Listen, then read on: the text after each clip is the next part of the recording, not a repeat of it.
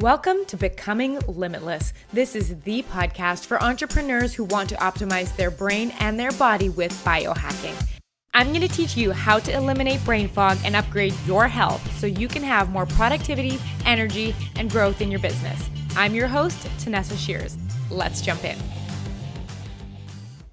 Welcome back to the Becoming Limitless podcast. How is your day going? I hope it is off to a great start. So, interesting thing before I start this episode, I had actually sat down yesterday morning to record this episode for you, but I had to start recording it like 6 times, and I was like, my brain is not working. It was feeling clunky. It was feeling cloudy, and I just couldn't put a sentence together. Like, I kept starting the podcast and being like, no, this doesn't make sense. This is not right.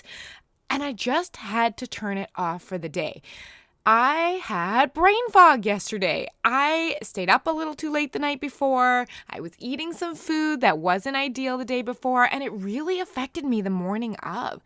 So part of this message is just to be like, brain fog happens to all of us, even when 95% of the time you are on your game and you are having the best sleep and you are eating the best foods and you're moving your body. Sometimes you still get brain fog just because, you want to stay up a little late one night, or maybe you had to stay up late one night. And I think one of the messages I really want to make sure that we all understand is that it doesn't mean something has gone wrong. I see so often sometimes when we start on this journey to improve our health and, really take back our brains, that we expect that every day going forward is going to be high energy, clear thinking, focused, super productive. I'm present with my family the whole day. And sometimes it just doesn't happen like that. And I think in this discussion, there is room for compassion with yourself and seeing, having days like this is normal. But what we want to start looking at is that if you're getting multiple days like this, or you're spending a week like this, then that's something that you want to check into. But I think that this goal of being perfect and having every day be productive, I do think it's unrealistic. And that's something I want to make sure that I'm being clear about on this podcast. Because as much as we talk about, brain optimization and being focused so we can grow our business, yes, that is ideal, but we are also human beings, which means we're going to do stuff sometimes that doesn't align with the most perfect and optimal health plan. Like if I stay up watching TV, or I'm on my phone before bed and it absolutely affects the quality of my sleep, and I wake up the next day not feeling 100%, that's okay.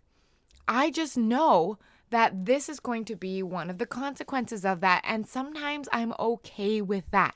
Now, having said that, I didn't get my podcast recorded yesterday. Yesterday wasn't highly productive. I actually ended up having to take some of the day off, and I went and spent some time by myself because I'd realized that, I hadn't been by myself in a while, because being a stay-at-home mom and a wife and a business owner and doing all of the things, it takes a lot of mental energy. So even though I'm feeling, happy and present and focused most of the time, I think it is really important that we give ourselves that space and ask for help. This was actually a conversation that came up with one of my clients last week about how hard it is sometimes for us entrepreneurs, especially us, that are high performing and our businesses are important, and, we're trying to be all the things to all the people, that it sometimes gets hard to ask for help. And one of the things we were actually talking about was we have this perception that because we can do it all, meaning, if I'm just more productive and more efficient, that I can fit it all in. I really can. So we just have almost this assumption that other people can too, and that they also have a lot going on their plate. So one of the things that I actually was interesting in this discussion with my client was that since we perceive that everyone else must have a plate that's full like ours, why would they want to take on some of our stuff and help us out? And we really had a great conversation about what that means to ask for help. And so yesterday was one of those days I had to ask for help. And I was like, hey, husband, I have a wicked headache today. I've been trying to get productive. It's just not working. I need a day just for me to reboot and recover and just take care of myself, read a book for 2 hours, just something that really brings me back centered. And so he took the day off work so that I could process through that. And it was one of those occasions where asking for help was one of the best things, because I woke up this morning and it's a Saturday morning and the first thing I wanted to do was record this podcast. So I guess the message I wanted to start off today with is, first of all, if you have a day of brain fog, nothing has gone wrong. It's okay. It's just a one-off day, and sometimes we deserve to ask for the help that we need so that we can feel fully restored and recharged, because we need to take care of ourselves. I mean, that's part of the reason why you're listening to this podcast, is because we think that, we can just keep going and going and going. And even if you're getting your workouts and eating your food, sometimes we still need a break, and it's okay to ask for that, and recognizing that there are people that want to help and are willing to help, even if we think they aren't.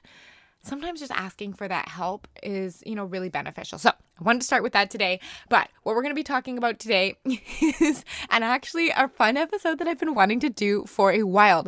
If you have been following me on Instagram for any amount of time, you've seen by now all of my lunchtime work lunches, I guess you could call them, that are a salad and sardines. Now, I've been getting a lot of really funny comments lately, like, I don't know how you eat sardines. They're so fishy. So I'm going to be sharing a little bit about that and why it's been included in my lunch so much lately, because this episode is all about why you really want to have fish for brains. And fish for brains, when I was growing up, was always something you didn't want to have. Like, fish for brains meant you were kind of, maybe not so with it, or, that you couldn't remember things. I remember in grade 10 specifically, my math teacher, he gave us the example of fish, like goldfish, only having a 10-second memory. So fish for brains wasn't something you really wanted to be. But as I'm going to explain in today's episode, that's actually something you want. So yes, today's episode is all about fish, and I've been wanting to do this episode forever, because ever since I did a very deep dive into fish and their benefits for you, I have been just so excited to include different types of fish, and there's specific ones we're going to talk about, into your diet, and as well as looking at my clients and really helping them, because here's the deal. You want fish for brains because it is one of the best things you can actually do for your brain, is to eat fish. And we're going to talk about it today. So get ready and strap in for an exciting episode about fish. And I promise it's going to be good. So here's the deal. Optimal nutrition is the most important factor for keeping your brain healthy, in my opinion. Like, yes, actually, you know what? It might be tied with sleep. I like sleep too. But let's say that those are the top two. So most importantly, when we're talking about what foods are best for your brain, we're talking about healthy fats. Now, I just want to make it clear. I know most people know this, but you know what? I was also in that spot one time too when I didn't know this, but fats are no longer considered bad. They really never were bad, but with the way that, government and mainstream marketing used to market fat, was that fat was bad, and fat makes you fat. But that's not actually the reality. We need fat to have a high-performing, clear brain. I mean, I went through the whole low-fat craze back when I was in my bodybuilding days. I would literally eat like rice cakes with jam or peanut butter, or low-fat bars, or you know what I mean? I used to actually just eat egg whites because, the industry has made us so afraid of the fats in egg yolks. But now I eat all of that, and my brain is performing better than ever, and it has consistently shown that fats are something you need. Now, there are different types of fats, and I think we've alluded to that on the podcast a bit before. I mean, you don't want to go around eating trans fats. Trans fats are the ones that are found in hydrogenated oils and baked goods and stuff like that, because those really do damage your body. But there are whole other classes of fats that are actually basically what your body and your cell membranes are made up of. So I want you to think about this. We want good fats, and I'm going to tell you why, because specifically the type of fats we're going to be talking about today are a group of fats called polyunsaturated fatty acids. Specifically, we're talking about omega fats here. You've probably heard of them before, and we're going to be talking about omega-3s specifically, and why that relates to fish, and why they are imperative for normal cell and brain function. So, why does this matter for you as an entrepreneur? If you want to eliminate your brain fog, if you want a high-performing brain that thinks quickly, makes fast decisions, is clear, is focused, you need to make sure you are getting adequate sources of omega-3s in your diet. It is just non-negotiable. It is critical. And we're going to go through all the things that omega-3s help you do. But basically, if you want a brain that thinks clearly, this episode is important to you, and you cannot skip out on it. So It's so interesting. My history with trying to implement omega-3s has been spotty, let's just say. So I first learned about, omega-3s and stuff like that and healthy fish from a book that I've talked about on the podcast before. And I read it probably 5 or 6 years ago. It's called Food, What the Heck Do I Eat by Dr. Mark Hyman. And I really started, learning all about fish and the quality of fish and what it contains and stuff like that. So, over the years, I've eaten salmon and stuff like that, but I know the benefit of sardines specifically, and we're going to go into that. So I went and bought myself a can of sardines. And I was like, I'm going to eat these because they're good for you. And I'm one of those people that I eat for flavor, but not really. A lot of what I eat is for the nutrition of my brain. And I choose to get my joy from things outside of food, like my family, like reading, like watching the sunrise. And I don't get my joy from food. I choose to get my nutrition from food because that's what I see food as. Food is fuel for my brain. So I bought a can of sardines and I put them in the cupboard. And I was like, I'm going to eat these. I'm going to eat these. I'm going to eat these. Yep, this week. It's going to be this week. 6 months later, I had literally still not eaten these sardines. Now, I'm still eating salmon and stuff like that, but I had just had this thought about sardines. And the reason I'm telling you this story is because I feel like every time I talk to my clients about adding in these foods, they get the same response. So this is what I want to tell you. So I was just like, I can't eat small fish. I don't want to see their eyeballs. I think they smell funny. This is all the story I had in my head about it. And so one day I was like, that's it. No more. I'm going to do this. And I happened to open the can while my sister was over that day. And she's like, that is disgusting. They smell funny, blah, blah, blah. So what we did was we were joking around in the kitchen. We're like, I'll eat one if you eat one. So we each had a fork and we opened the can of sardines. And the first thing I noticed was oh, there are no heads on these fish. I don't know why I thought sardines had heads on them, but it's just in my head, right? And I was like, oh, I'm not overwhelmed by the smell of fish right now. This is interesting. So we each got a fork and we were like, okay, 1, 2, 3. And we ate them and we looked at each other. We're both like, these are good. They're no fishier than a regular piece of cod that you might get. Maybe a little bit, but I was like, huh. And I had recognized that I had this story in my head about how bad sardines were. And I just now want to tell you that if you haven't actually tried them, postpone your judgment until you've tried them. I'm the same way with avocado. Secret, I hate avocado. I think it's mushy and it's gross. It doesn't matter whether I put salt on it, lemon or lime. I heat it up. I don't heat it up.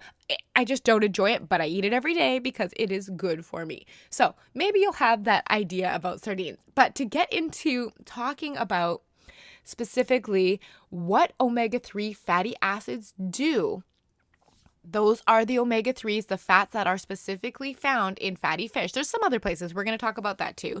But it helps control gene function. It helps regulate your immune system, which we really want. We want to make sure we're healthy. It improves your metabolism, helps prevent your heart attacks, arrhythmias, strokes, and reduces inflammation and prevents blood clots. These are some major things that these omega-3 fatty acids do. Yet when I look at the food journals of my clients, it is one of the nutrients that is most commonly absent. So it also helps to build our cell membranes. Like I said, it reduces inflammation, helps you balance blood sugar. And it also helps increase the activity of something we've talked about before called BDNF, brain-derived neurotrophic factor, which is also stimulated and released during exercise. But this specific thing, BDNF, it allows your brain to be plastic and grow new brain cells and increase your connections. So when you have omega-3 fats, it actually increases the activity of it. So literally, you want fish for brains because it makes you smarter and it makes you a better thinker and it makes your brain work better, right? So specifically, omega fats are divided into actually 2 different kinds, omega-3s and omega-6s, and we might not know the difference, so it's important that we do. So omega-3 fats are the ones that are considered anti-inflammatory, and it's actually broken down into 2 different types of fat, one called EPA and DHA. They have long sciencey words associated with those letters, but you don't need to know them. Just remember EPA and DHA. Now, our brain is actually made mostly of fat, and 60% of your brain is DHA. That's one of those fats that is considered a omega-3 fat. Now, if we don't have enough DHA and EPA, our brain doesn't work. Now, the thing is, omega-3 fats are mostly found in wild whole foods. We're going to get us into the sources later, but I really quickly want to cover the difference between what an omega-6 fat is. Now, omega-6 fats are considered actually inflammatory. Things like corn oil and soy oils and safflower oils and all of that. So when we have high levels of that omega-6 fat in our body, we actually promote a state of inflammation and disease. All those things we talked about before, arrhythmias, heart attacks, immune system problems, metabolism, blood clots, all of that kind of stuff. Now, here's the thing. We don't want to eliminate omega-6 fats as they do have their function, but we want to make sure that we're getting a balance of omega-6 to omega-3s. Now, here's the problem. With our standard Western diet, we are getting ratios of omega-6 to omega-3 fats of like 10 to 1, 20 to 1, when we actually want more of a 1-to-1 ratio. So what this means, we need to eat more whole foods because we are only as healthy as our cell membranes in our brain. So if you think of a brain cell and it has like a membrane that goes all the way around the outside of it, guess what that's made of?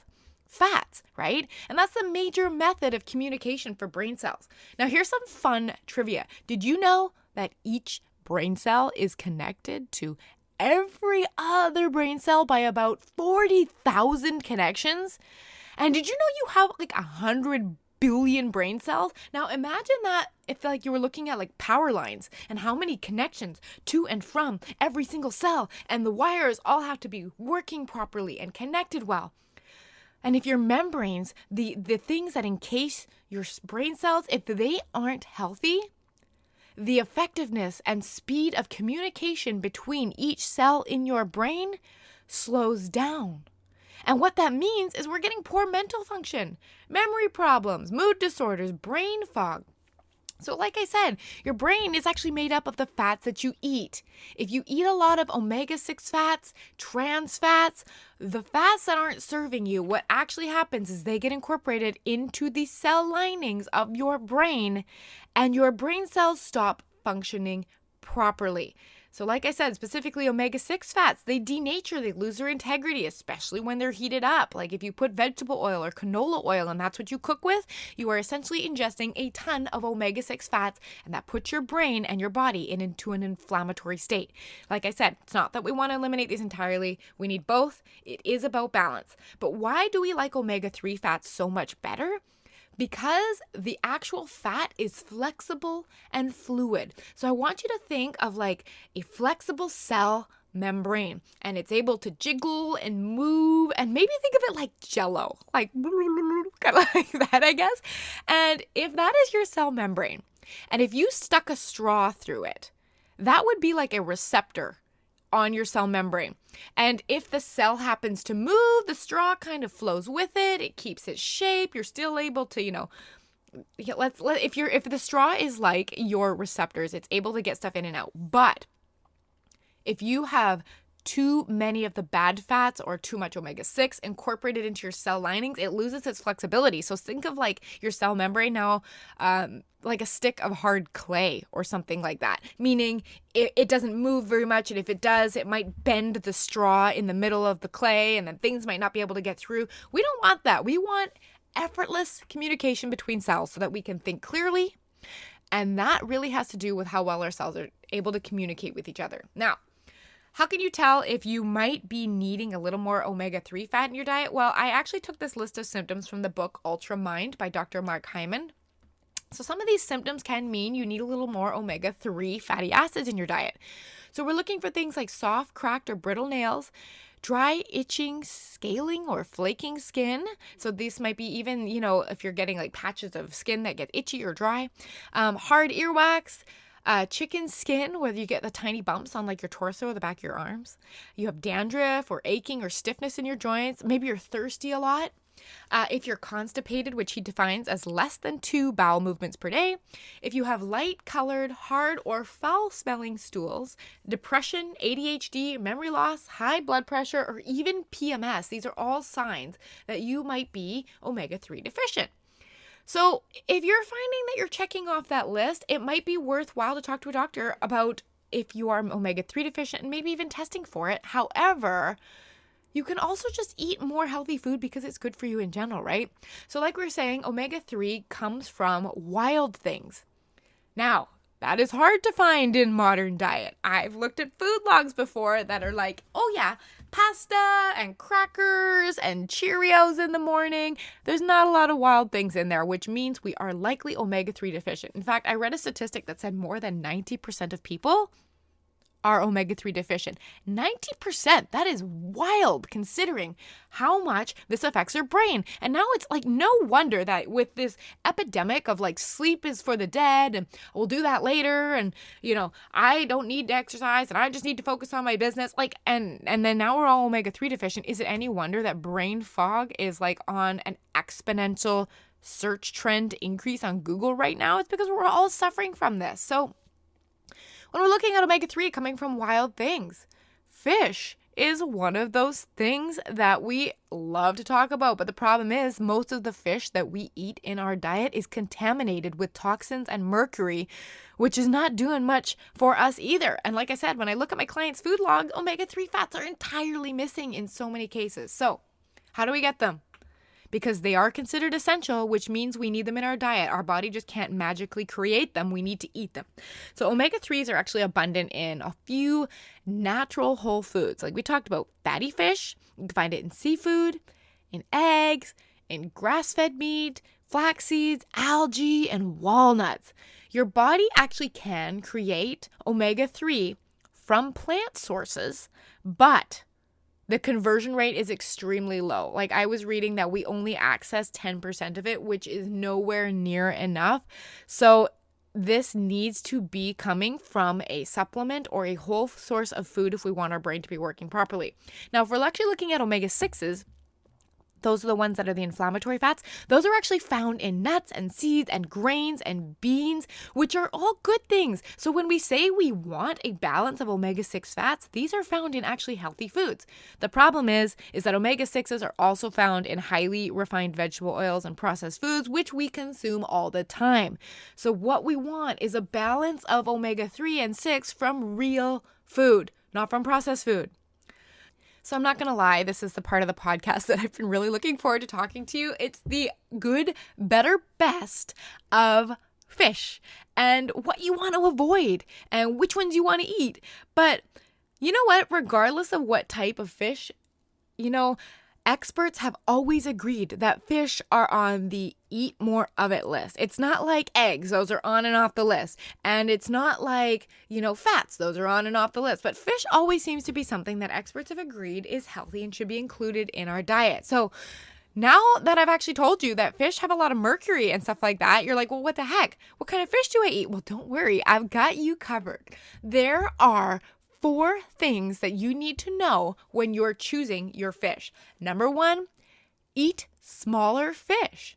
They are better for you and they are the most nutritious, all right? So I want you to think of this. Think of like the food chain, meaning smaller things get eaten by bigger things and those things get eaten by bigger things and so forth, all the way up to us where we are at the top of the food chain. Now, with pollution and how it is in our modern day, there is so much waste dumpage into our oceans. So what happens is it gets into, the ground and to the food sources in our water systems that we are fishing from.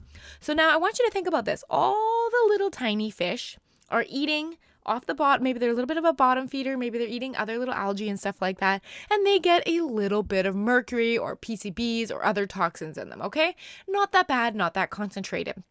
But now you get a slightly bigger fish that comes along and eats like 10 of those little fish. Well, now it has accumulated the mercury, PCBs, and toxins of all of those little fish. And so now it's a little higher. And then you get a bigger fish, which you get the point, right? The bigger the fish, the more exposure it has had to the mercury, PCBs, and other toxins of everything it has eaten. Eaten?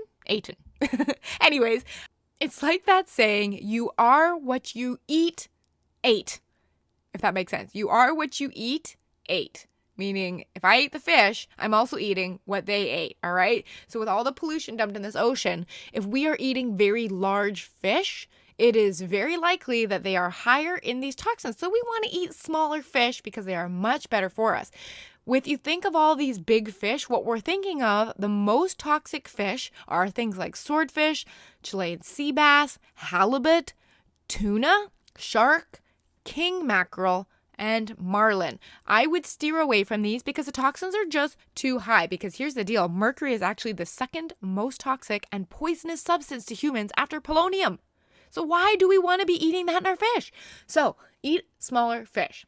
Number 2, we want to eat fish that are darkest and oiliest because they actually have the highest omega-3 content. Remember, omega-3 is that anti-inflammatory fat that really helps our brain cells and membranes be nice and fluid, helps communication, helps us think clearer.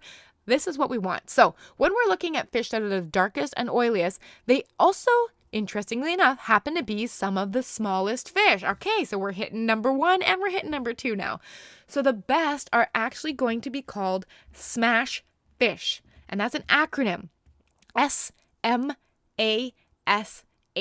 These are the fish that we want to eat most often, not only because they are smaller, but because of their omega-3 content. So the first S stands for salmon. So when we are choosing salmon, we want to be choosing wild. And we're going to talk about that in point number 3, but canned or fresh. If we don't want to be ordering and, purchasing wild fresh salmon, canned works great. We look for things like wild Alaskan salmon. It is so good. You can get it in cans. It's shelf stable. Canned is great and fresh is great as long as it's wild. M stands for mackerel. Now, when we are choosing our mackerel, we want to choose Atlantic or Pacific mackerel because they actually have the lowest PCBs, mercury, and toxins. What we want to steer away from is actually king mackerel. So when you're looking, have a look for this. A stands for anchovies. The next S stands for sardines, which we talked about. They can be canned or fresh. H stands for herring. Wild caught are the best. So those are your smash fish: salmon, mackerel, anchovies, sardines, or herring.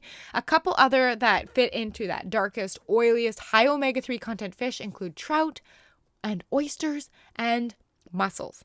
So when we're contrasting that with the least nutritious fish, that means they have less omega-3 in them. We're looking at things like sole, tilapia, flounder, cod, snapper, lobster, scallops, shrimp, and crab. Now, I don't know about you, but again, if I think back to my bodybuilding days, it was white rice with cod or tilapia and low fat, low carb. So no wonder I was having, so much trouble running my business and being super healthy at that time. It was because I was literally depriving myself of any type of nutrition when it came to fat.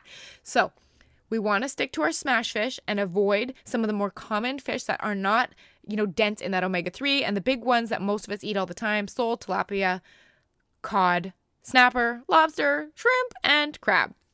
All right, let's go to point number 3 of what you got to know when you buy fish.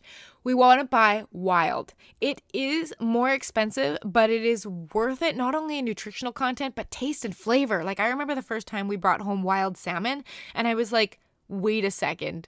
This is what fish is supposed to taste like? Like, you won't be able to go back. Like, regular farmed salmon has like no flavor when you compare it to wild salmon. It is worth the money because you are actually getting the health benefits of the fish instead of when you are having farmed fish. Now, here's a couple reasons why I no longer buy farmed fish, and it might be something for you to consider. So fish that is farmed, what that means is that they are raised in an enclosed area where the fish are all, pretty much body to body to body to body. And this is where they are raised. This is where they are fed. This is where they are harvested.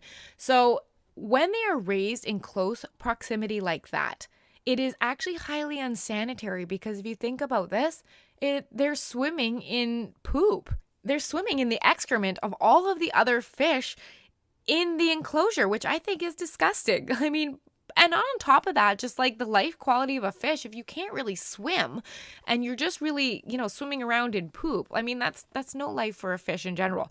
But the second thing we need to consider is that when fish are swimming in poop and in that close proximity, infections happen. So to prevent the infections in the fish, they're actually given antibiotics. So now your food is unsanitary, swimming in poop, and now it is given antibiotics to fight off the infections from the poop and all the other bacteria in the water. And now you are ingesting antibiotics. So if you listen to my episode I did called Why I Annoy My Doctor, I actually talked a whole bunch in there about what antibiotics do to our bodies. And we want to be avoiding unnecessary antibiotics at all costs because it really does affect the health of our bodies and our digestive system. And the last reason I always buy wild now is because the fish that are kept in captivity like that, they are fed grains. But here's the thing, fish don't eat corn in the wild. So if fish are eating, feedlot food and corn because it is cheaper and easier, by the time those fish actually reach you, they have more omega-6 than omega-3 in them. That's that inflammatory omega-6 fatty acid that we don't want. In fact, many farmed fish, when they are tested, show minimal, if any, levels of omega-3. So basically what you're paying for is expensive, antibiotic-filled, omega-6-3, farmed, unhappy fish. This is why I like to buy wild. I like to really think that, the quality of my food is as important as what I'm eating. So this might be something that you can, create a little room in your budget for, because wild fish is just so much better for you than farmed fish. Okay, last point when we're talking about our fish. Canned fish is okay, but choose it carefully. So when we talk about canned fish, wild Alaskan salmon, remember we talked about wild canned salmon, is actually great for you. High omega-3 levels, it's considered one of the smaller fish. This is where we want to go to all the time. Sardines also come canned, and as do some of the other fish. So when you're looking at good, better, best, packed in olive oil is always going to be the healthiest. So if you flip over the label and you start seeing all these other oils and different ingredients in the packing, it's definitely going to be less healthy than olive oil. But I'm going to say, I'm gonna be straight with you here. I've tried the sardines in the olive oil and they definitely have a fishier flavor. So what I actually have found is that there are certain sardines that I like to buy that are actually stored in lemon juice with pepper. And this just reminds me actually of eating cod. That's what I find personally, is it has just a bit of that lemon kick to it. It's got some pepper. The fishy flavor is not as potent as olive oil. So yes, it is healthier, but I often find I look forward to eating the ones in the lemon juice with the pepper. And so if that is what it's going to take to get me to eat sardines, I'm all on board with that. So one of the things that Dr. Mark Hyman says is, he says if you can fit a whole fish in your pan, your frying pan, it's usually a good choice and it's going to be small enough. If you have to cut your fish into little pieces to get it into a frying pan, the fish is too big. So let's review those really quick. The 4 things you want to know when you're buying fish: you want to eat smaller fish because they're better for you. You want the fish that are the darkest and the oiliest. You want to eat wild fish when possible, and canned is okay, but choose carefully. So sticking to wild Alaskan or sardines that are packed potentially in lemon juice or olive oil, but staying away specifically from canned tuna. I forgot to mention that because tuna is one of those really larger fish that actually has high levels of mercury toxicity, and we want to eliminate that from our diet. So keep it simple. Smash fish, salmon, mackerel, anchovies, sardines, or herring are great choices. I am also going to include in the description my favorite salmon recipe that you've got to try. It's called pesto salmon and Italian veggies in foil. It's from a blog called Cooking Classy. It's basically salmon that is cooked in basil pesto. It is so good. I cannot recommend that you try it enough. And with sardines specifically, if you want to mix them into like a sauce or mix them in with rice, it'll also help, change up the flavors. I'm all about exploring different ways that we can eat a food that we enjoy. So we enjoy eating it, right? Now, the last thing we got to cover, of course, when it talks to omega-3s is supplementation. So like always, before you start taking any supplements, talk to your doctor about that. But I just kind of want to give you the idea of things to discuss with them. So it is recommended that you do get 3 to 4 servings of these fatty small fish per week. That means, 3 to 4 cans of sardines or servings of salmon. If not, then you're looking at a time to supplement. So the recommendation that, that I read in the book Ultramind by Dr. Mark Hyman is 1,000 milligrams of omega-3 fats twice per day, you're looking at an EPA to DHA. Remember, those are the two different types of fat that make up omega-3s. You're looking at a ratio of 300 to 200. So sometimes you'll get supplements that'll have more DHA or more EPA. So look for a ratio of 300 EPA to 200 DHA. He recommends take it once in the morning and once at night, and that quality actually matters on this. So you want to make sure that you are getting high quality omega-3, not only because you want it to be from fish that are not sick, full of antibiotics, and loaded up with toxins. You want wild fish is where you're going to be getting your omega-3 supplement from, or actually specifically krill oil. So krill are nice and small. If you're thinking about accumulation of toxins, the smaller the fish, the better. So I often, think krill oil is a great one to go through. It's actually quite common to find, and most people have never heard of it. So what I do personally, I do eat 3 to 4 servings of these fatty fish per week. And I also do a small amount of supplementation. I take about half of the recommended dose to make sure that I am getting what my brain and body needs. So if you are vegetarian and you don't eat fish, or some of the other sources of omega-3 fats we have talked about, you can actually get supplementation from an algae oil, which is going to be much better than walnuts or flaxseed oil, because remember we said only about 10% of it is converted. So algae oil will be the best way for you to go. Now, we've talked a lot about fish and why it is so important. So my question to you is, how are you going to implement this week? Are you going to add some sardines to your dinner, or some wild salmon to your lunch, or some anchovies? I would love to hear about it. So don't forget to tag me at Tanessa Shears on Instagram if you find that you're switching up your meals and incorporating a little more omega-3, because here's the deal. We want fish for brains. Yes, please. I will take fast thinking and communication between my brain cells all day long if that means I have fish for brains. So if this episode has been super helpful for you, I would love if you would leave a review on the podcast. It makes such a difference and helps this podcast reach more people just like you, so we can help eliminate brain fog. It doesn't need to be the normal. And if you are ready to take that next step and you're like, yes, I want Tanessa to help me with my brain and with my health, because I'm ready to be so much more than just a business person. I am ready to be healthy. I am ready to be present. I am ready to be calm. I am ready to take back control of my health. I would love for you to book a consultation call with me. I will leave the link in the description. Basically, it's a call where you and I hop on and see if we have a good vibe, if we jive, if it feels like a good fit. And if it is, we move forward in working together, and this is where all the fun really happens. So again, if you want to join my one-to-one coaching program, Becoming Limitless, click the link in the description and let's get a call on the book scheduled with you and me. I hope you have an absolutely wonderful week, and we'll talk to you next time. Bye. Ready to begin each day feeling energized and focused? I'd love to work with you one-on-one. In my Becoming Limitless program, you're going to learn how to optimize your brain and body with science and biohacking so you can be highly productive and grow your business faster. Join me over at TanessaShears.com/work with me. I'll see you there.